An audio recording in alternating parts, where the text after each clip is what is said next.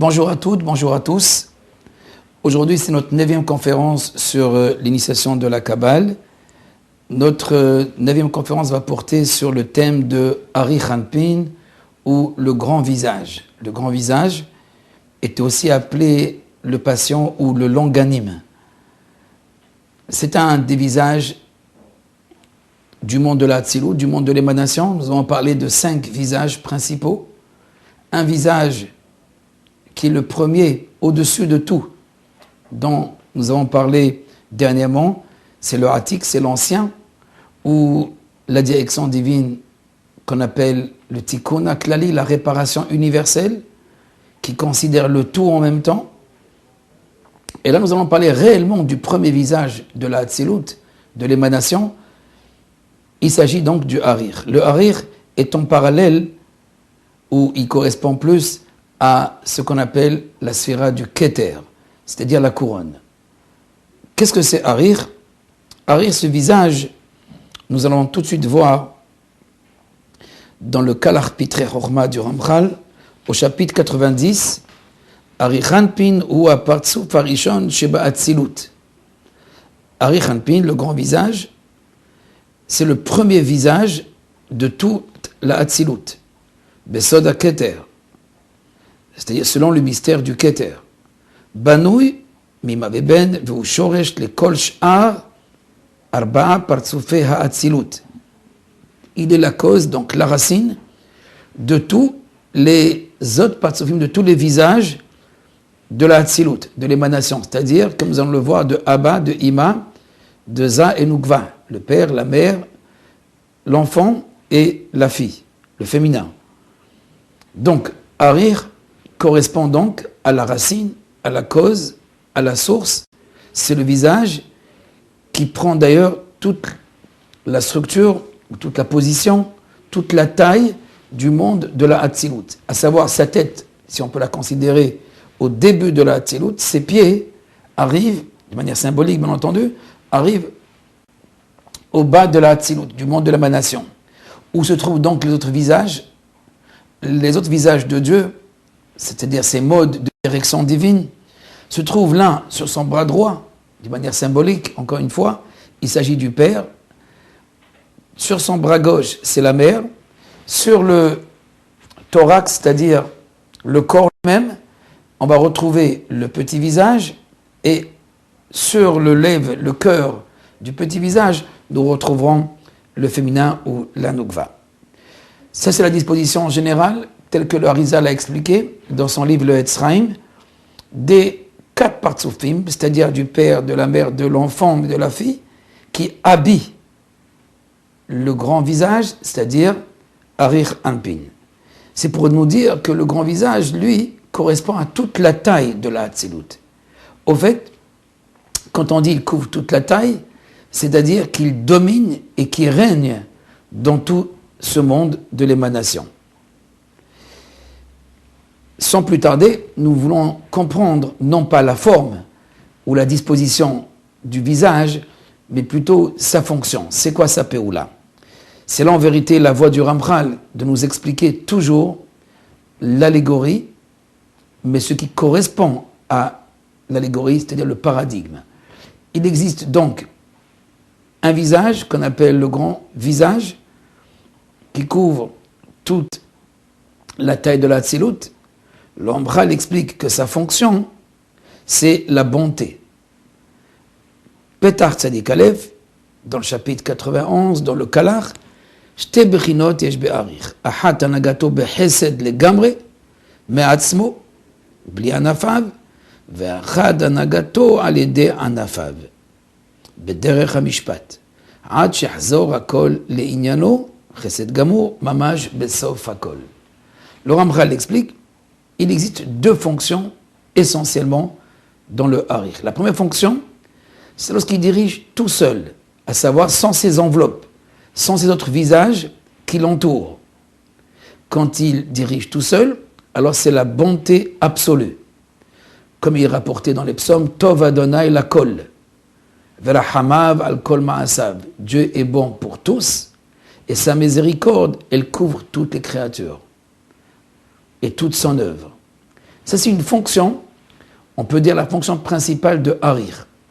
Et là, on peut comprendre la manière allégorique Harir Erechapaim, qui n'est pas le grand visage, mais le long nez. Parce qu'en araméen, Anpin veut dire aussi le nez aussi. Le long nez signifie le patient, qui ne se met pas en colère.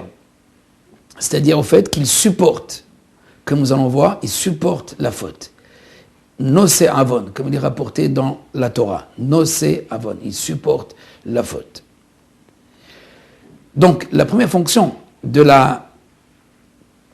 Hari Hanpin, c'est la bonté absolue. La seconde, c'est une bonté, mais au fait, qui atténue la rigueur. Puisqu'au fait, dans la seconde fonction, il donne une place, comme nous allons le voir, au petit visage, qui est la récompense et la punition. C'est-à-dire que parfois il y a la rigueur, puisqu'il y a la punition. Mais là, l'intervention de Harir, c'est surtout pour atténuer cette rigueur.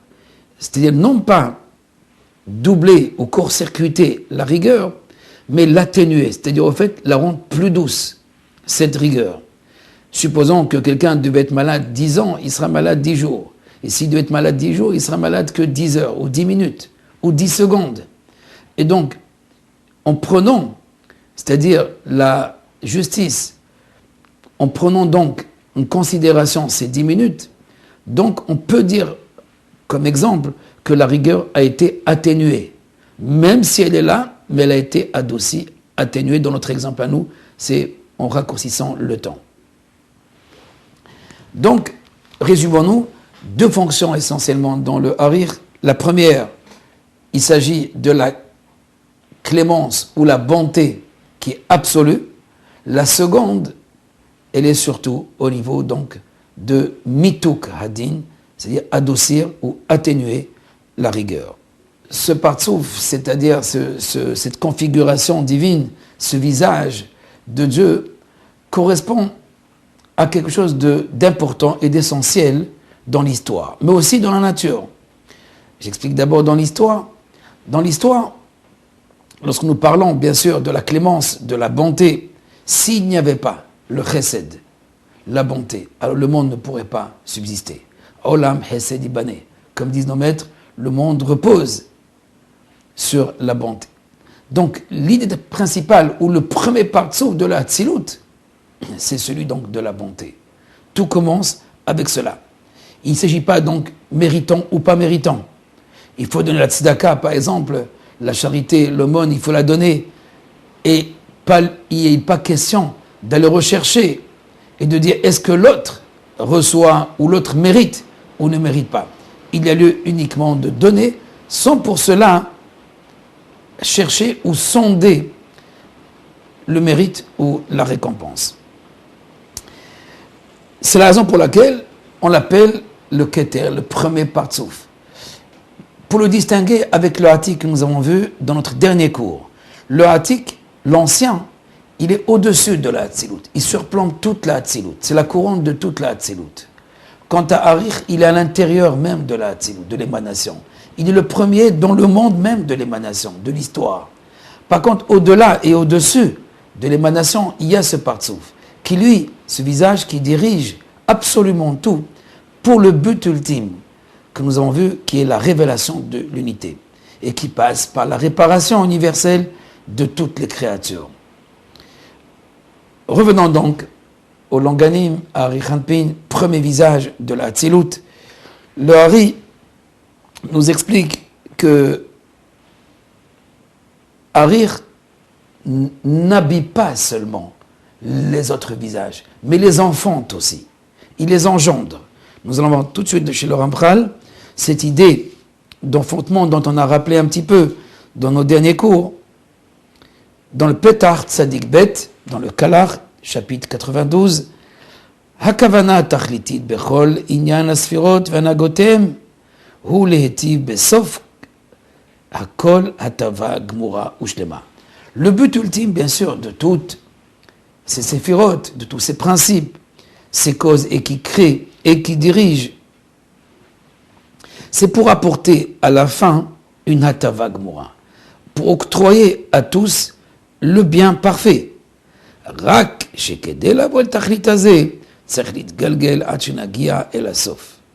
Mais le tout, c'est au niveau de l'évolution. Comment on va évoluer, comment l'histoire va évoluer et la nature va évoluer pour atteindre ce but ultime qui est le bien parfait. Alors, cette évolution s'appelle le mishpat, le jugement. Il s'agit bien sûr du sachar et du onesh dont on a parlé, la récompense et la punition, en tant que moyen, non pas en tant que but, pour aider, pour arrêter parfois. Ad, c'est-à-dire, à travers ce moyen, nous allons atteindre ce bien parfait. De là, nous comprenons, dit le Ramchal, que de l'intention principale, c'est-à-dire Arir, Hanagat Arir, la direction de ce longanime, Yotzer HaMishpat Hatzarir, c'est-à-dire du longanime lui-même sort le mishpat, la justice, la récompense et la punition. En d'autres termes, il est attelé, la récompense, elle vient uniquement pour aider le projet divin, comme nous avons déjà vu. C'est-à-dire que il n'est pas un but. Ainsi, il y a des tribunaux dont leur but à eux, c'est de punir ou de reconnaître quelqu'un coupable ou pas coupable, mais pas plus que ça. Ils ne recherchent pas la réparation. Ça, c'est un Bendin Rotseach. D'après le langage de nos maîtres, c'est un tribunal d'assassins. À savoir, il est là que pour tuer, que pour casser. Alors qu'un véritable Bet Din, un Bet Mishpat, une maison de justice, c'est d'essayer d'apporter la réparation. D'abord, le principe de la réparation doit être au-dessus de tout. Ensuite, le second, celui dont on parle maintenant, la bonté. Et c'est après que vient la rigueur. Donc la réparation, la bonté et ensuite la justice à proprement parler, c'est-à-dire la rigueur, le din. On voit par là que le Zeir Anpin, le petit visage, dont on n'a pas encore détaillé la fonction, il vient après et doit venir après Arich Anpin, le grand visage, parce qu'il procède de lui et est dirigé par lui. Dans le Zohar, comme chez le Harir Kadosh, nous allons parler d'une idée principale chez le Harir qui s'appelle la Diikna, le concept de la barbe. Le concept de la barbe, c'est, encore une fois, nous sommes dans la symbolique, et cette barbe correspond aux 13 principes qui sont rapportés par nos maîtres aussi dans le Talmud, qu'on appelle les Yud Gimel, les 13 principes de la clémence. Midot Arachamim, ce sont les 13 principes de la clémence. Bien sûr, clémence, bonté, on relie tout ensemble. Il s'agit d'une fonction de Arich Anpin, ou plutôt d'une expression de la fonction de Arich Anpin. Il s'agit de quoi? Il s'agit, au fait, d'effacer la faute.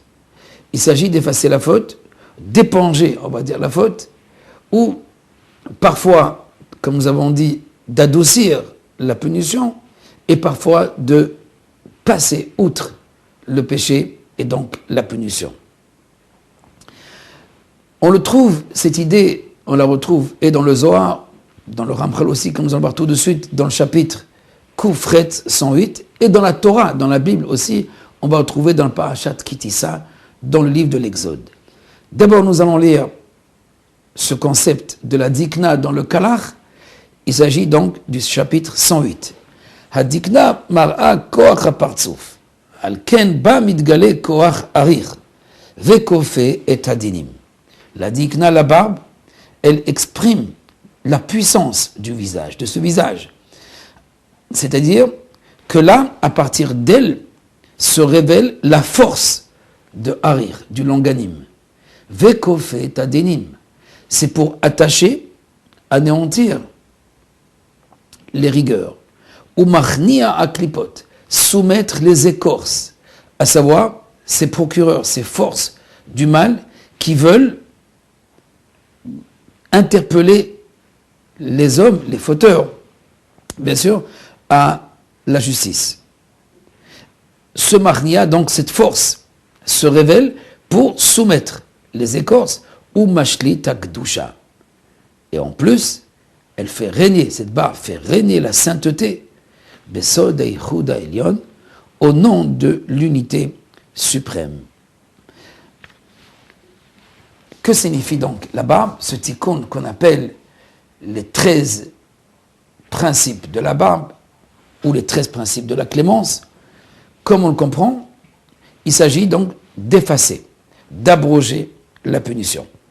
On va donner un exemple pour concrétiser cette idée, ce concept donc d'atténuer ou de passer outre le péché.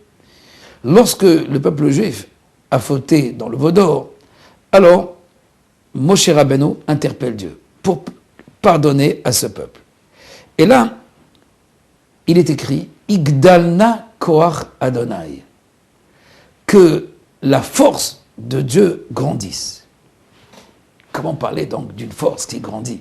Mais d'après ce que la Kabbalah explique, que le petit visage et le grand visage, il ne s'agit pas de l'essence de Dieu, mais de la révélation de Dieu. Un mot de la révélation qui s'appelle le petit visage, il exprime la rigueur. Donc le petit, la colère, la rigueur, c'est une révélation qu'on appelle le petit visage. Pour agrandir ce petit visage, pour le rendre grand visage, si on peut s'exprimer ainsi, alors il faut interpeller cette émanation de la barbe. C'est-à-dire, cette barbe, qui est une émanation, va ajouter, d'après le Zohar et le Hari, 4 flux. Ces 4 flux vont compléter la barbe du petit visage. C'est-à-dire, si on peut appeler la barbe comme des réseaux de diffusion de l'énergie divine. Alors, ce réseau est petit. Alors, pour l'élargir, si au début, comme nous allons l'apprendre, le petit visage était composé uniquement de 9 tikkunim, de 9 degrés dans sa barbe, il faut le rendre complet avec 13, comme le grand visage qui possède les 13 principes. Ce complément de 4, pour arriver de 9 à 13, donc il y a ces 4 principes qui s'ajoutent au petit visage, c'est là, Igdalna Koach Hashem, que la force grandisse. Cette force, à savoir, cette révélation, que la clémence, que le véritable visage de Dieu se révèle, qui est la clémence et la bonté. D'après les kabbalistes, c'est ça qu'a fait Moshe Rabbeinu. À savoir, il a interpellé cet acte qu'on appelle Igdalna, de faire grandir ce réseau, de faire grandir cette barbe. De 9 pour passer à 13. Cet épanchement de la puissance divine va soumettre les clipotes, les écorces, les forces, la calomnie. C'est-à-dire, si maintenant ces 4 émanations s'épanchent sur la réalité, donc sur le monde, dans ce cas-là, la rigueur, elle passe. La rigueur passe, le din est aboli. La justice, elle est remplacée par une clémence.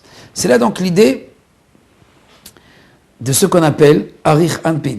Arich Anpin se révèle, bien sûr, à partir de la barbe, mais aussi, d'après le Réa Kadosh,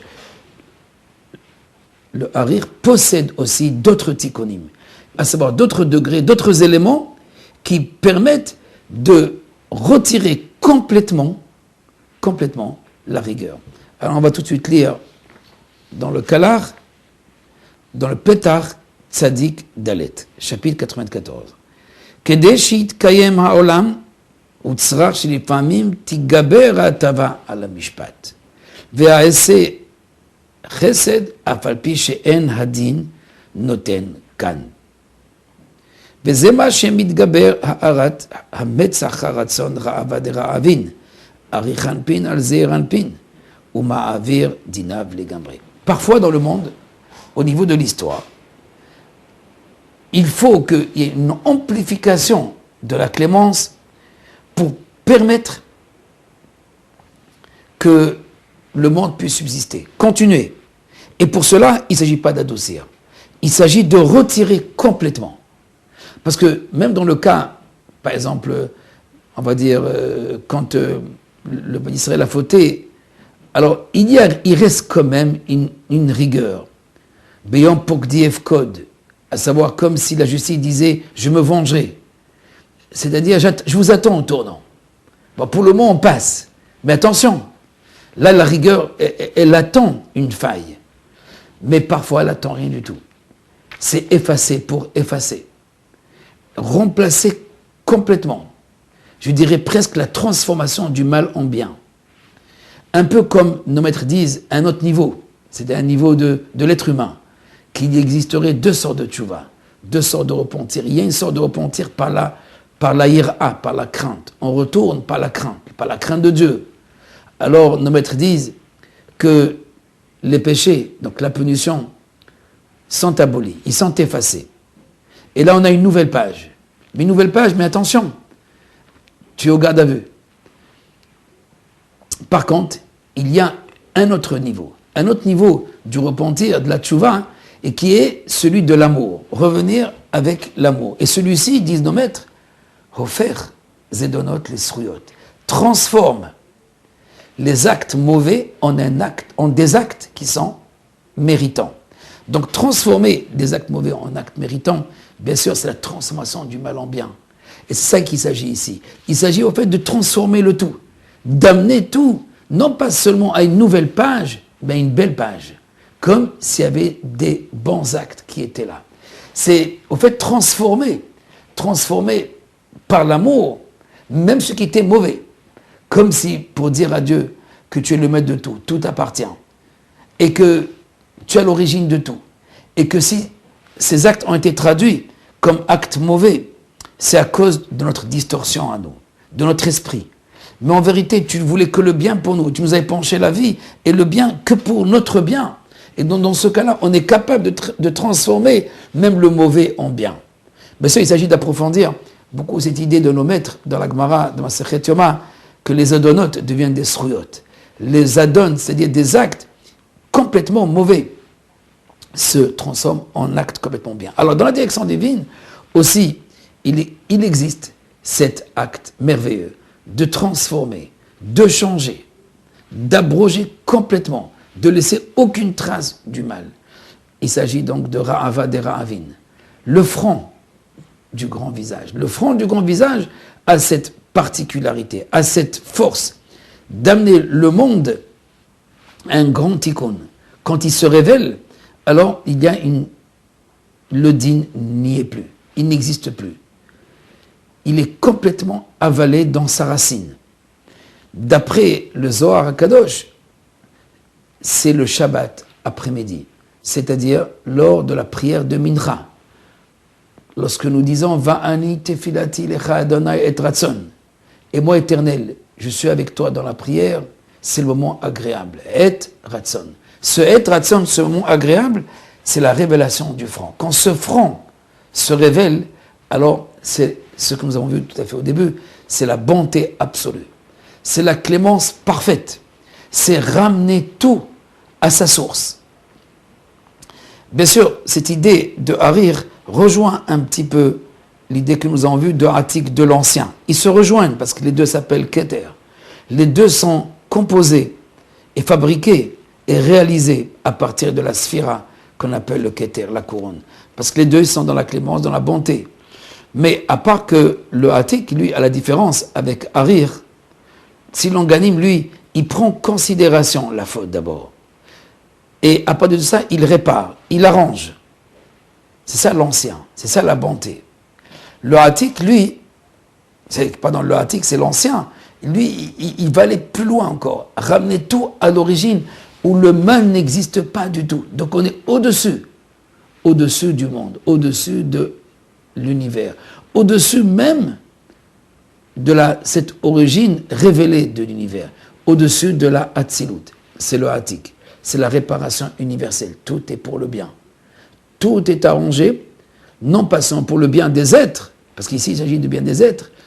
Dans le Longanim, c'est le bien des êtres, mais dans le Hatik, c'est le bien absolu, à savoir celui de la révélation de l'unité. Tout était fait pour lui, réalisé pour lui.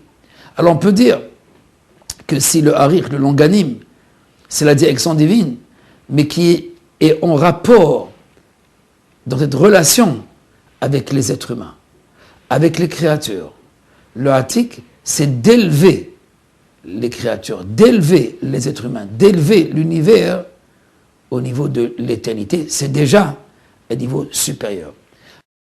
Pour résumer, les deux visages que nous avons étudiés pour le moment, Atik et Arir. Aujourd'hui, nous avons vu Arir, le Langanim, qui est la direction divine de la clémence, de la bonté. Et il y a une direction qui est suprême au-dessus de cette direction et qui s'appelle Atik, l'ancien. La différence, c'est que l'ancien ramène tout à l'éternité, donc à la révélation même d'unité, comme si toutes nos actions œuvraient dans ce but final qui s'appelle la révélation de l'unité. Le Harir, lui, il prend en considération ce petit visage, c'est-à-dire les lois, les rigueurs, les forces qui sont en jeu. Parfois, il atténue la rigueur et parfois, il la change. Il éponge le tout. Il arrange le tout pour apporter cette bonté. Bien sûr, pas toujours le Harir se révèle. Pas toujours cette barbe dont on a parlé tout à l'heure, ces 13 principes de la clémence se révèlent. Il faut les interpeller. C'est là un des sodotes, un des mystères de la prière, à savoir de faire drainer, épancher ces flux de la barbe pour atténuer les rigueurs, si on n'est pas capable de les transformer. Seul le Shabbat, c'est-à-dire pendant le Shabbat à Mincha, se révèle ce front qui est capable, lui, d'apporter cette grande puissance de transformation, d'arranger le tout, de l'ordre de l'éternité. Mais réellement, la direction qui est de l'ordre de l'éternité, c'est ce Atik qui est au-dessus de lui, c'est-à-dire cet ancien qui est au-dessus de lui. Pour terminer, nous pouvons voir Atik, Harir.